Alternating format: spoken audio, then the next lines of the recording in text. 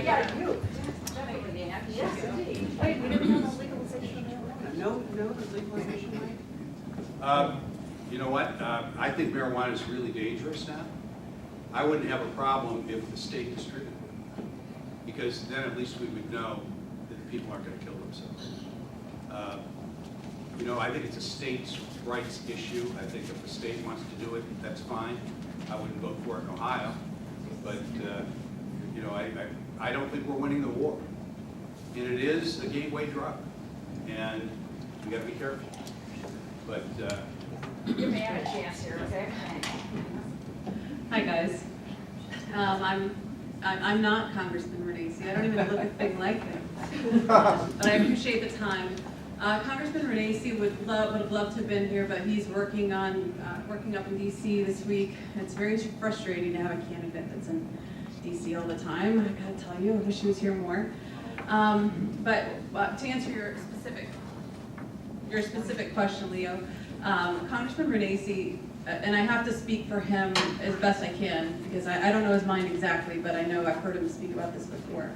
But he understands the uses of medical marijuana, but he's not a fan of drug use in general. Drug use in a lot of people's minds, and in his mind, is kind of a way for people to press down the problems that they have. And a lot of the problems that we have here in Ohio and in the United States in general is there's not a lot of hope, not a lot of economic hope. We need to get people more involved in education, more involved in job training, more opportunity for people, so that they don't have to depend on these drugs, get hooked on these drugs, to be able to fulfill their lives. So to answer your question, he's not a 100% legalization marijuana guy. Jim, did you have another question? Yes, we do. Yep.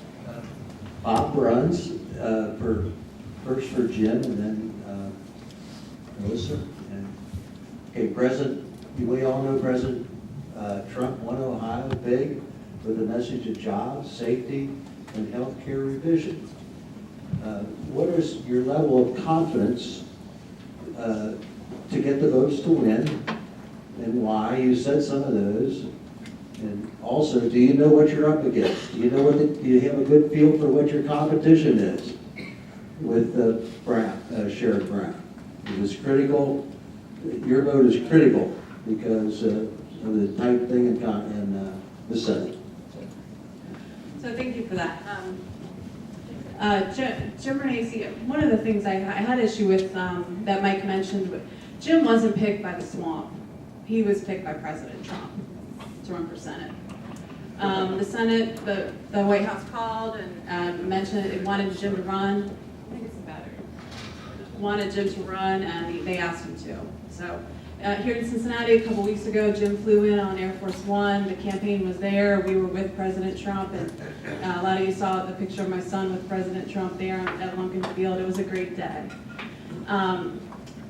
Vice President Pence is coming in on Friday. We're going to have President Trump here again before the primary is over. But on a note of what we're up against, one thing that I can guarantee to you, and a lot of you have known me for a very long time, I don't lose. I don't do it. I fight, I fight, I fight. I work, I do the ground game. That's what I do. That's what I love to do. And when you asked about Sherrod Brown, my goal in 2018 is to beat Sherrod Brown. But you're not running. I'm running here. I'm running every day, running volunteers, running, absolutely. That's my focus, and I need all of your help. Because you know me, I'm gonna work, and I need all of you on my side again to work, just like we did on all those campaigns in the past. So I appreciate that. Let me tell you something. Sherrod Brown has been in office since 1973. To get Brown out of office, you are going to need the very critical crossover vote of the unaffiliated voter, the Democrat, everything in between, to take Brown out.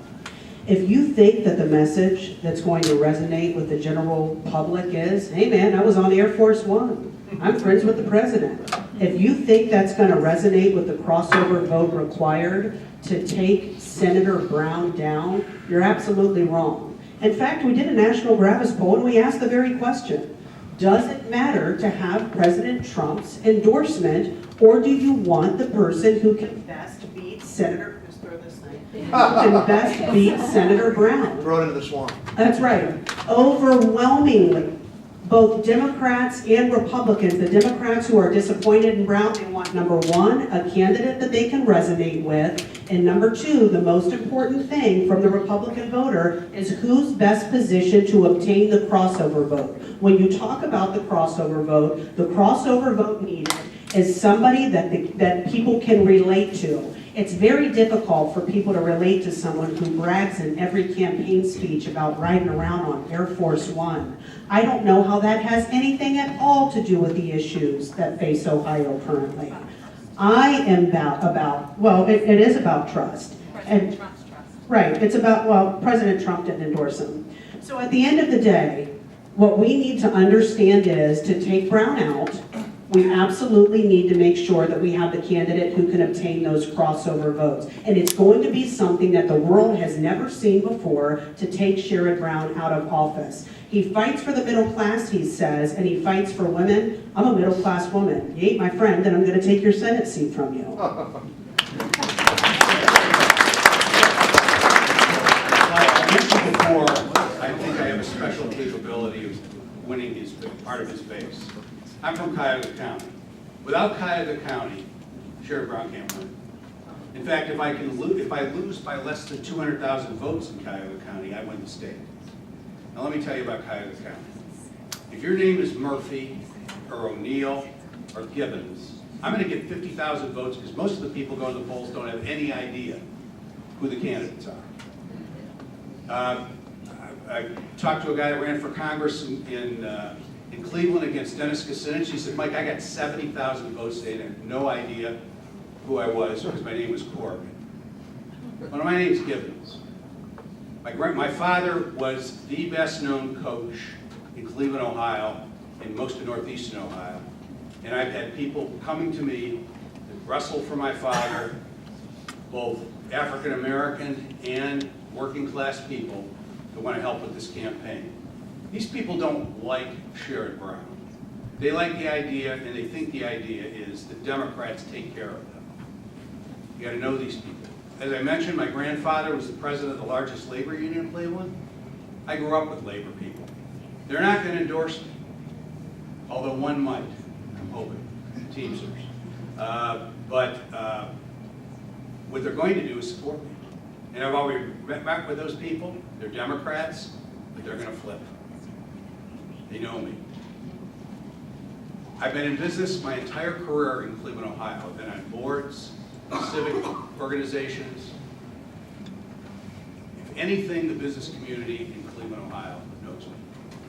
And I think if I can move that vote by 50,000 votes or 60,000 votes, which I believe I can, and every indication is I can, I could beat Sherrod Brown because I could take less than a $250,000 or 250,000 vote loss in Cuyahoga County. Unfortunately, you got to worry about Cuyahoga County, but every time we have a presidential election, we've got to worry about Cuyahoga County. Thank you very much, yes.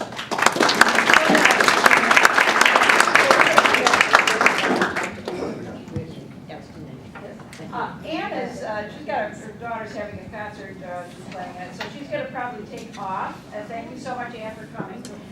And after this now, we have, I don't have my mic on me. I think I can shout louder than here. We got batteries here that I should have been, this is my problem, I'm sorry. That they should have been replaced here. We have Nathan S. Truth, so, I don't know whether, yeah, she's gonna leave, so maybe you just come over here, Nathan.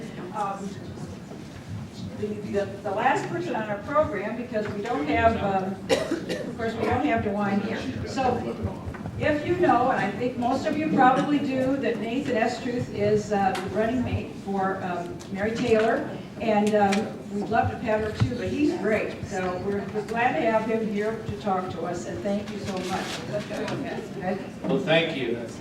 Does anyone need to stand up for 30 seconds? Yeah, please feel free. You need to just to stretch.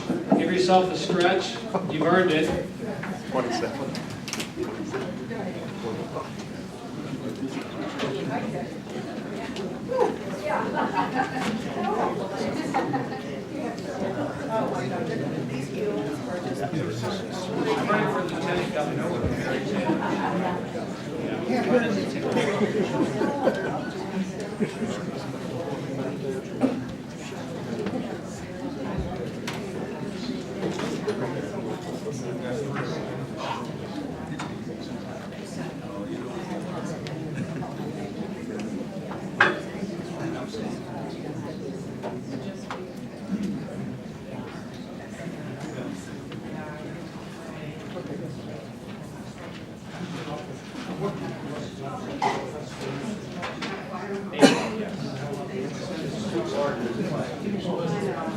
Nathan's gonna have 15 minutes to talk, and then we're gonna have 10 minutes of questions for him, and then we're gonna open it up to everybody to be able to ask the senators, the senator candidates, right? Very good. All right, well, I'm going to go ahead and start, and you guys can filter back to your seats as you feel led. But thank you for being here tonight and for having me. Just to be clear, my name is Nathan S. Truth. E-S Truth, as in to tell the truth, okay? And that's how I introduced myself even before I was a candidate for office, all right? So I am running for lieutenant governor as part of the ticket where Mary Taylor is running for governor, okay? And so it's a ticket in Ohio, Taylor S. Truth versus DeWine Houston, okay? You have 2 tickets on the primary on May 8th. And yes, no matter what the Republican Central Committee says, you still do get to decide. May 8th, all right? So, my wife and I live about 10 minutes east of here in Sharonville, north side. Our backyard neighbors are in Westchester, all right? And we have raised our 4 children here in the Cincinnati area. Our eldest son, Daniel, is 21. He has profound cerebral palsy, and he's at home with us. We have a daughter who's 19. She's a freshman. She snuck away a little north of the border to go to school, but it's okay because she went to Hillsdale. So, I've learned, even though that was her choice, that says more about who Madonna and I are as parents than anything else I can tell you. All right. And then we have twins, girl-boy twins, Michaela and Isaac, that are freshmen at Mars Hill Academy in Mason. It's a classical Christian school. All right. My wife and I have been married for 25 years. It'll be 26 years in May. We were married in Marymount, and we lived in Anderson Township for about 20 years. And then we moved up to Sharonville 4 years ago, a little over 4 years ago now, because I have been at Procter & Gamble. I just retired from P&G after 26 years. But they asked me to run a startup manufacturing company in the city of Hamilton. And for those of you who know what the drive is like on 275 from Anderson to Hamilton, and with our kids going to school in Mason, we decided it was time to pick up and move, even though we've been in Anderson since we got married. So we moved 4 years ago, and I started up Influx, which is a company, 200,000 square foot facility right on the Route 4 bypass in the city of Hamilton, right across from Fairfield right there. And I've been scaling this company for Procter & Gamble, hiring machinists and welders and electrical engineers and plastics processors.